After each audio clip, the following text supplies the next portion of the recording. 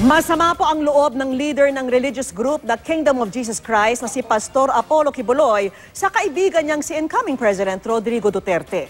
Kung bakit, yan po ang tinutukan ni Emil Sumangil.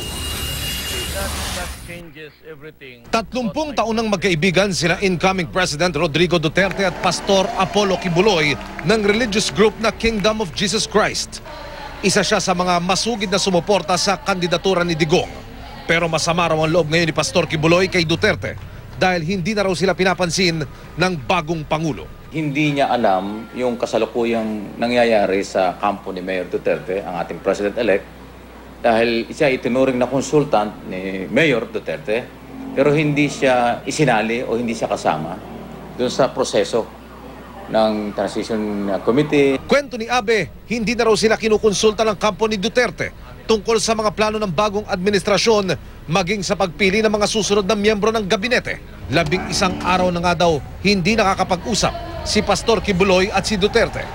Si Pastor mismo ay nagtataka rin kasi ang sabi niya, ako naman ay tutulong kay Mayor since day one. Ang sinasabi po namin dito at sinasabi ni Pastor sa pagmagitan ng mga communication, incoming, outgoing call ni Mayor, President-elect, si Bongo.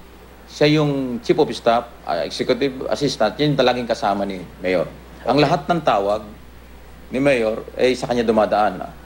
Kung sino man. Si Pastor isa sa mga tumatawag dito at yung mga tao niya nagpupunta ron para makalapit kay Mayor pero hindi nga nakakarating kay Mayor. Si Bongo, ang Executive Assistant ni Duterte at miyembro ng Transition Committee. Wala pa siyang tugon sa aming mga tawag at text. Humingi naman ng paumanhin kay Pastor Kibuloy, ang tagapagsalita ng Duterte Transition Committee. Sabi ni Peter Lavinia, hindi raw sadya na merong hindi ma-accommodate sa mga nais makipag-usap kay Duterte. Nais daw nilang makonsulta ang lahat pero sadyang marami lang daw talagang bisita ang alkalde. Overwhelming ang mga bisita gustong makipagkita kay Mayor. I think there is no intention to disregard Pastor Kibuloy. He has been a friend and good supporter of the Mayor. So siguro nagkaroon lang ng aberya.